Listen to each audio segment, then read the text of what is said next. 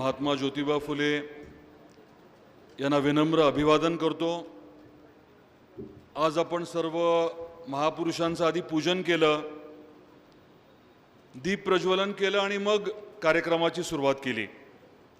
या कार्यक्रमासाठी उपस्थित सर्वच आदरणीय नेतेगण, सर्व आदरणीय वडीलधारी बंधूंनो आणि माझ्या युवक मित्रांनो, एक भगिनी आल्यात, त्या भगिनी देखील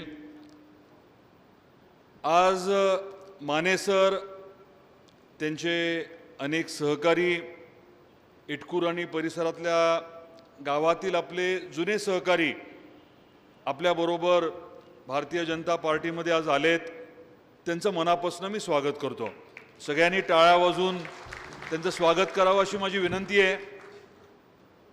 भारतीय जनता पार्टीच्या बाबतीमध्ये आता दत्ताभाऊ बोलले, काळेसाहेब बोलले आणि आपल्या सर्वांना देखील कल्पना आहे की जगातला सगळ्यात मोठा आणि सगळ्यात यशस्वी राजकीय पक्ष म्हणजे आपला भारतीय जनता पार्टी हा पक्ष। आपोआप असं काही घडत नसतं, हे तुम्हालाही माहिती आहे। सुरुवात झाली होती ती 2 खासदारांपासून, हेही आपल्याला माहिती आहे। त्याच्या आधीची परिस्थिती आणि आत्ताची परिस्थिती, हा जो काही बदल घडला तो काही आपोआप घडलेला नाही आहे। आज माने सर प्रवेश करत असताना काळेसाहेबांनी उल्लेख केला की थोडा आधी प्रवेश केला असता तर अजून बरं झालं असतं। असं अनेकांना वाटतंय की थोडा आधी प्रवेश केला असता तर खरंच बरं झालं असतं। तुम्ही समजू शकता की मी साधारण काय बोलतोय। आपल्या धाराशिव जिल्ह्यामध्ये ज्या पद्धतीने काम करण्याचा आपला प्रामाणिक प्रयत्न आहे तो जनतेपर्यंत एका स्तरापर्यंत पोचला आहे आणि त्यामुळे जिल्हा परिषद असेल, पंचायत समिती असेल किंवा नगर परिषदेमध्ये लोकांनी, जनतेनी, नागरिकांनी आपल्यावरती मोठा विश्वास टाकलाय, चांगलं यश मिळालंय। आता पुढचा भाग जो आहे तो जास्त महत्त्वाचा आहे। एखादी गोष्ट मिळवणं तेवढं कठीण नसतं, ती टिकवणं जास्त कठीण असतं। लोकांनी जो आपल्यावरती विश्वास टाकलाय तो विश्वास टिकवणं आणि वाढवणं ही आता तुमची माझी जबाबदारी आहे। माने सर आणि सर्व जे सहकारी आहेत ज्यांचा आज प्रवेश झाला आहे किंवा आपण थोड्या वेळानंतर इतर काही अजून प्रवेश करणार आहोत, त्या सर्वांना माझं एकच सांगणं आहे की तुम्ही ज्या भागामध्ये राहता, ज्या गल्लीत राहता, ज्या प्रभागात राहता, ज्या गावात राहता, तिथल्या आम जनतेने तुमच्याकडे आदराने आणि विश्वासाने बघणं गरजेचं आहे। तुमच्याकडे आलं तर काम आपलं मार्गी लागतं, अडचण दूर होते, हा विश्वास निर्माण करणं गरजेचं आहे। सगळं 100% होतं का? बिलकुल नाही, परंतु प्रामाणिकपणे आपण त्यांच्यासाठी वेळ देतो, अडचण दूर करण्यासाठी प्रयत्न करतो, ही भावना देखील महत्त्वाची आहे। केंद्रात आणि राज्यात आणि आता जिल्ह्यात आपलं सरकार असल्यामुळे अनेक गोष्टी आपल्याला निश्चितपणे करणं शक्य आहे। आज अनेक आपले पदाधिकारी इथे आहेत, काही जण पंचायत समितीचे सदस्य झालेत, जिल्हा परिषदेचे सदस्य झालेत, सभापती झालेत आणि त्यांच्या माध्यमातून आता लोकांच्या पण मोठ्या अपेक्षा आहेत। निवडणुकीदरम्यान आपण काही शब्द दिलेले आहेत आणि ते शब्द पूर्ण करणं ही देखील आपली जबाबदारी आहे। येणाऱ्या सोमवारपासनं, सोमवारी 13 तारीख आहे, 13 तारखेपासनं आपल्या कळंब तालुक्यामध्ये आपण जनता दरबारची सुरुवात करतोय। प्रत्येक गणामध्ये या एप्रिल महिन्यामध्ये आपण एक जनता दरबार घेणार आहोत। आपले 16 गण आहेत, स्वाभाविक आहे त्याच्यामध्ये गटाचं गाव येतच। तर या 16 गावांमध्ये येणाऱ्या महिन्याभरामध्ये, एप्रिल महिन्यामध्ये आपण जनता दरबार घेणार आहोत। आता तुमची सर्वांची जबाबदारी काय आहे? तर जनता दरबार जो आहे त्याच्या बाबतीत त्या गणातल्या प्रत्येक गावातल्या लोकांपर्यंत माहिती पोहोचवणं। जनता दरबाराच्या दिवशी आपले सभापती असतील, उपसभापती असतील, इतर अधिकारी असतील आणि कार्यकर्ते, नेते असतील, ज्यांच्या अडचणी तिथे सांगितल्या जातील त्या व्यवस्थित लिहून घेतल्या जातील, कम्प्युटरमध्ये देखील टाकल्या जातील आणि त्या अडचणी सोडवण्यासाठी पाठपुरावा केला जाईल. प्रायोगिक तत्वावरती सोमवारपासून आपण सुरुवात करतोय आणि या महिन्याभरामध्ये आपल्याला या जनता दरबारांच्या माध्यमातून लोकांपर्यंत ही बाब पोचवायची आहे की आम्ही तुमच्यापर्यंत येतो, तुमच्या अडचणी समजून घेऊन त्या सोडवण्याची प्रामाणिक धडपड आम्ही करणार आहोत. आणि मग मे महिन्यामध्ये त्याच्या पुढे जाऊन आपण गावोगावी जनता दरबार घेणार आहोत. मी जर पंचायत समितीचा सदस्य असेन, माझ्या अंतर्गत जर 6 गावं असतील तर 6च्या 6 गावांमध्ये, गणाचं गाव सोडून 6च्या 6 गावांमध्ये मी जाऊन बैठक घेणं, जनतेबरोबर बसणं, अडीअडचणी समजून घेणं हे निश्चितपणे क्रमप्राप्त आहे. प्रत्येक गावामधनं 5 कामं आपण घ्यायचं ठरवलंय. त्या गावातलं सगळ्यात महत्त्वाचं काम कुठलं आहे?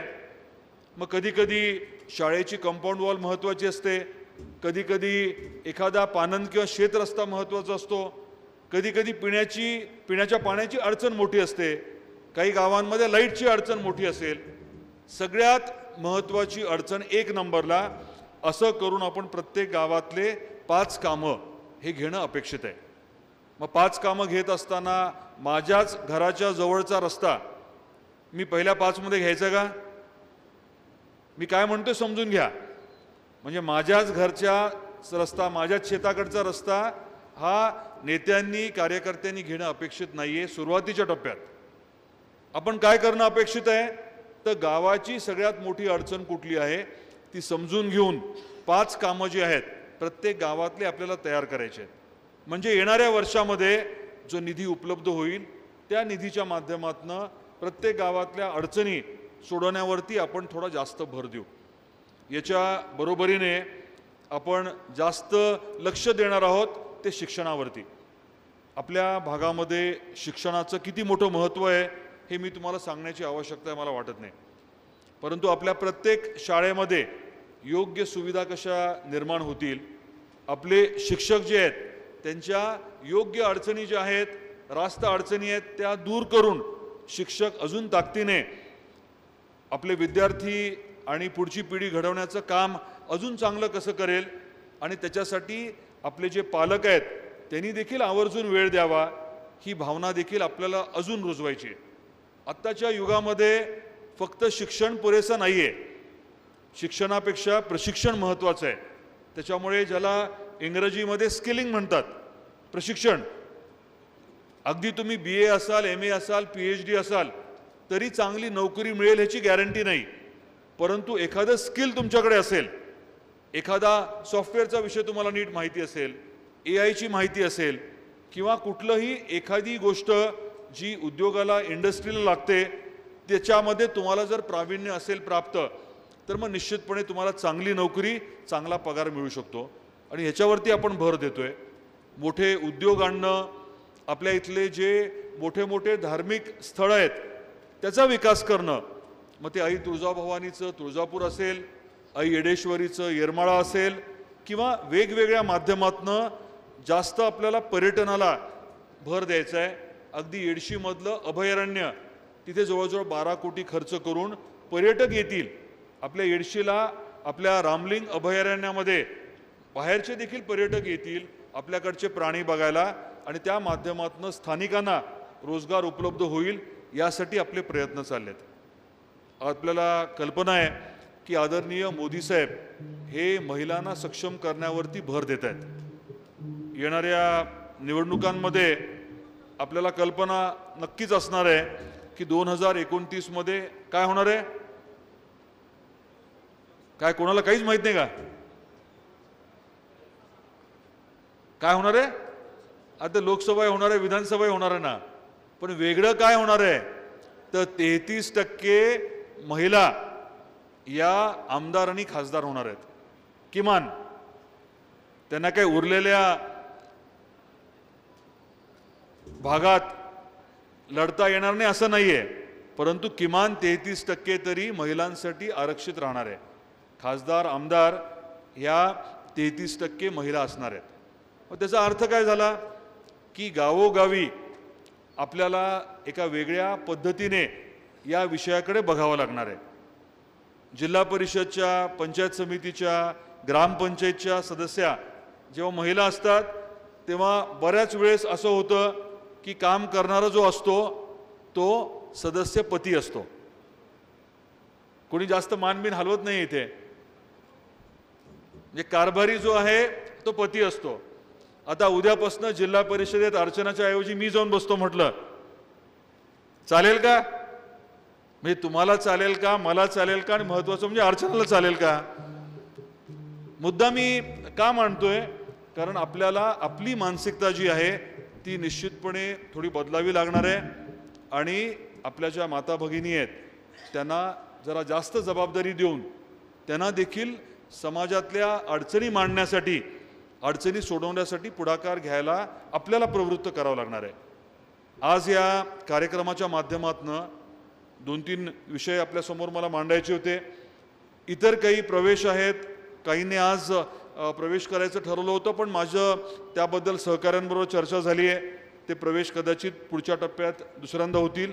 आता सध्या आपण जे प्रवेश करतोय ते इटकूर आणि त्या परिसरातले माने सरांशी संबंधित जे आहेत त्याचे करतोय.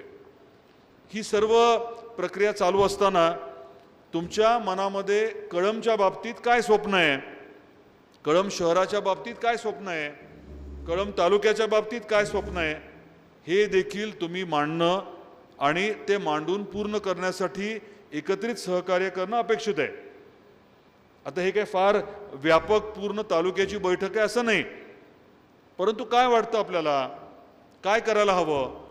जसं आपण धाराशिवचं मी आत्ता तुम्हाला येडशीचं सांगितलं, अभयारण्याचं सांगितलं, तसं आपण कौडगावला MIDC करतोय किंवा केंद्रीय विद्यालय आणणं, केंद्रीय विद्यापीठ आणणं याच्यावरती काम करतोय.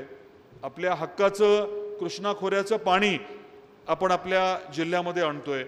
असे अनेक वेगवेगळे विषय हाताळत असताना इथे आपल्याला कळंबमध्ये काय करायचं आहे?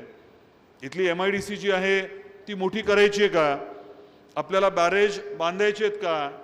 आपल्याला येरमाळ्याला परवा सगळ्यांना किती त्रास झाला कल्पना आहे यात्रेच्या दरम्यान, मग त्याच्यासाठी आपल्याला वेगळं काय करायचं आहे? हे नुसतं आपापसात तुम्ही बोलून पुरेसं नाही आहे.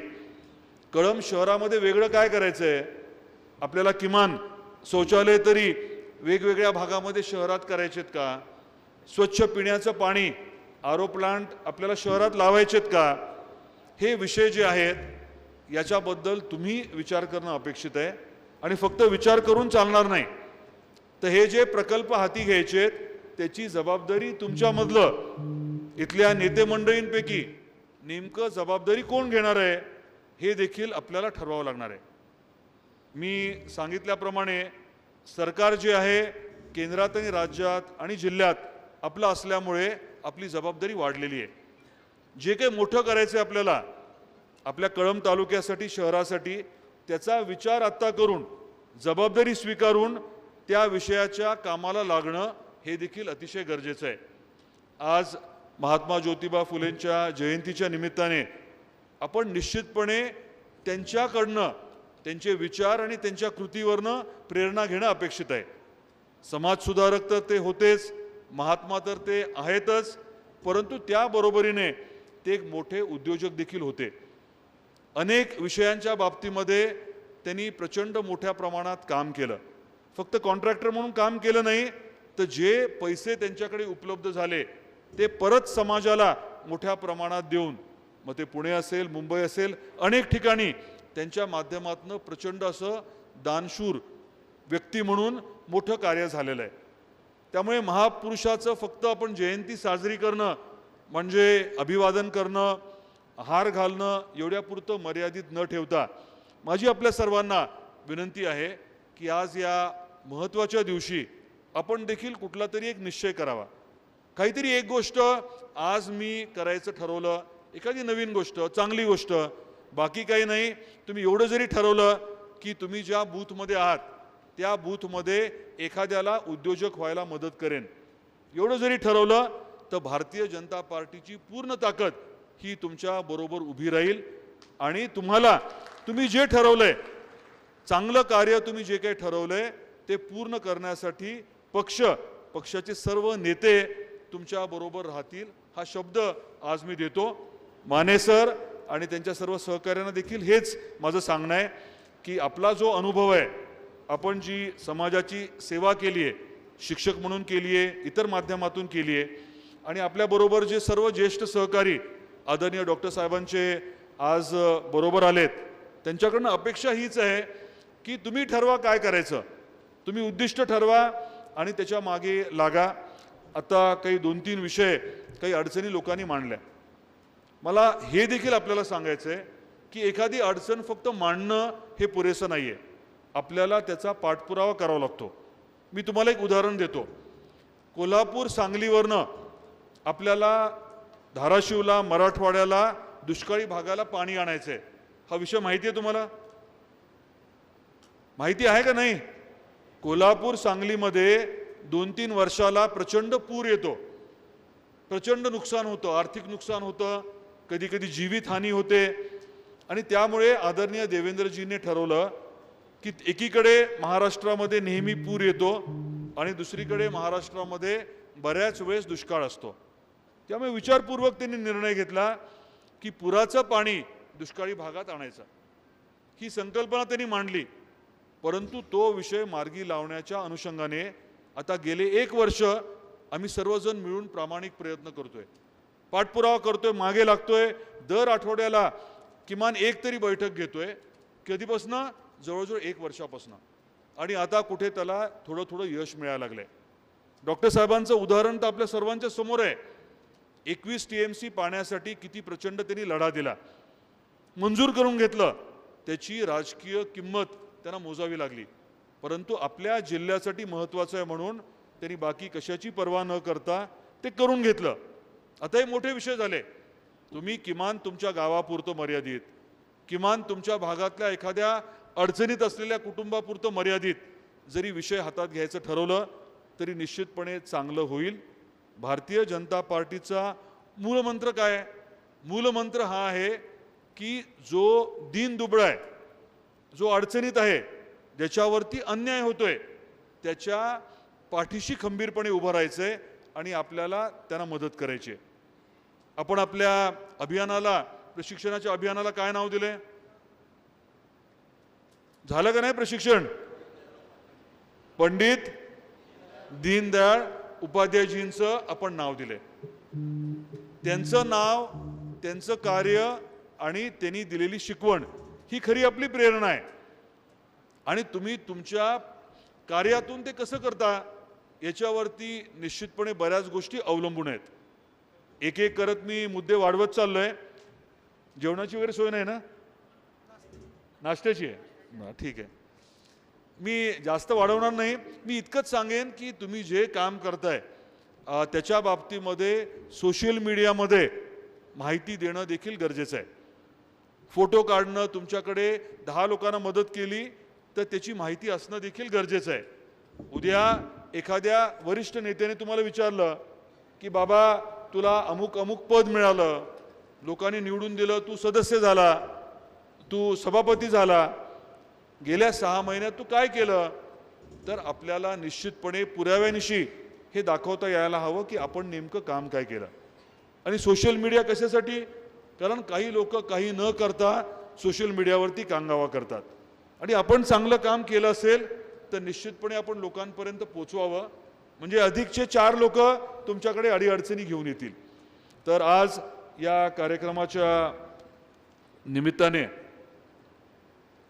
आपल्याला मला परत एकदा एवढंच सांगायचं आहे की आपल्या सर्वांवरती मोठी जबाबदारी आता आहे. ती पार पाडण्यासाठी आपल्याला अधिकार आपल्या पक्षाने दिले, ताकद दिलेली आहे, त्याचा योग्य आपण वापर करावा. उद्या आपली SIRच्या बाबतीत, SIR काय असतं? SIRच्या बाबतीत काही माहिती आहे का आपल्याला? आहे माहिती. प्रत्येक बूथमध्ये आता मतदार यादी परत एकदा योग्य आहे का नाही याची प्रक्रिया आपण सुरू केली आहे. सरकारच्या माध्यमातून शुद्धीकरण चालू आहे. आणि आपले जे बूथ प्रमुख आहेत, या बूथ प्रमुखांना आपण BLA 2 केले. प्रत्येक बूथला शासकीय अधिकारी कर्मचारी बूथ लेवल ऑफिसर म्हणून नेमलाय. आणि आपल्या आपल्या बूथमधले सर्व आपले हक्काचे मतदार जे आहेत त्यांची नवीन यादीमध्ये नोंदणी झाली आहे. याची जबाबदारी हे बघण्याची आणि करून घेण्याची जबाबदारी आपल्या प्रमुख नेत्यांची आहे।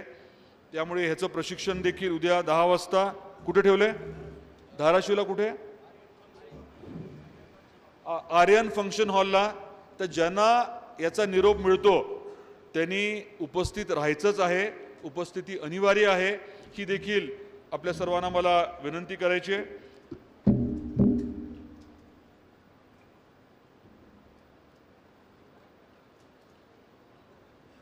मगाशी जो प्रश्न विचारला होता आपल्याकडनं मला थोडं उत्तर अपेक्षित होतं। कळंबमध्ये मोठं आपल्याला काय करून पाहिजे? म्हणजे स्टेजवरती बसलेले आहेत त्यांच्याकडनं पण ऐकायचंय मला। काय? MIDC। मग आता MIDC आपल्याकडे आहे, अधिक जागा घेऊन मोठी MIDC करायची असेल तर त्याची जबाबदारी कोण आपल्यातलं स्वीकारणार आहे ते आज सांगा। बायपास आसाराम हे लिहून घ्या। आता आपले सभापती आहेत ना इथे, एक सभापती पती आहेत का? दोघे आहेत, ठीक आहे। आणि उपनगराध्यक्ष आहेत इकडचे, हां ठीक आहे, बरेच आता प्रमुख आहेत। तर पहिला विषय आपण घेतला MIDCचा, दुसरा विषय बायपास, ठीक आहे। काय काय? हॉस्पिटलचं काय? आपलं उपजिल्हा रुग्णालय ते व्यवस्थित करायचंय, ठीक आहे। 3, ठीक आहे, आपण काय करायचं सोल्युशन काढू। 3 विषय झाले, अजून 2 सांगा। काय? लातूर कडला रोड, लातूर कल्याण रोडचं तर क्लिअरच आहे ना, आपल्या कळंबला ते टच करणार आहे। काय म्हटलं कळालं का? टच करणाऱ्याचा अर्थ आपलं गावोगावी भूसंपादन मोठं होणार नाहीये का? द्यायची जमीन। हा रस्ता जो आहे तो एलिव्हेटेड रोड आहे, म्हणजे आपल्या शेताला लागून रस्ता नाहीये, शेताच्या भर वरती आहे, त्यामुळे थेट आपल्याला तसा फायदा नाहीये। काय म्हणतात? कळंब-पारा रोड तो घेतलेला आहे, ठीक आहे। कळंब-पारा 5 झाले विषय।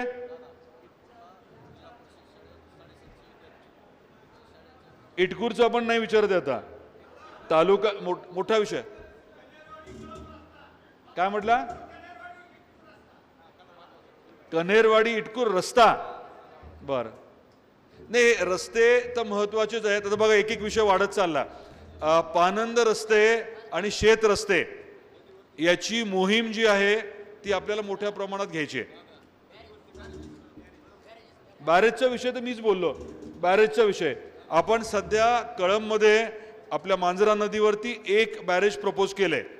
त्याच्या व्यतिरिक्त तांत्रिकदृष्ट्या अजून बॅरेज बसतंय का यासाठी तुमच्यापैकी काही जणांनी पाठपुरावा करायचा, आपण बैठक लावू त्याविषयी। जे 5 विषय आपण म्हटलंय त्या 5 विषयाची जबाबदारी कोण घेणार आहे हे देखील तुम्ही ह्या 1-2 दिवसात निश्चित करून द्या। परवा दिवशी 5 वाजता, परवा दिवशी म्हणजे सोमवारी साधारण 4 किंवा 5 वाजता आपल्या भारतीय जनता पार्टीच्या पक्ष कार्यालयामध्ये या बाबतीमध्ये बैठक आपण घ्यावी आणि जे 5 किंवा 6 प्रमुख विषय आपण घेतलेत त्या विषयाचे मायबाप ठरवून द्या। त्यांनी त्या विषयाचा येणाऱ्या काळामध्ये पाठपुरावा करायचा, ठीक आहे। भरपूर वेळ सगळ्यांचा घेतला। आपण आज या कार्यक्रमाच्या साठी आवर्जून सर्व उपस्थित राहिला त्याबद्दल मनापासून आभार व्यक्त करतो। माने सर आणि त्यांचे सर्व सहकारी यांचं परत एकदा भारतीय जनता पार्टीमध्ये स्वागत करतो आणि थांबतो। जय हिंद, जय महाराष्ट्र।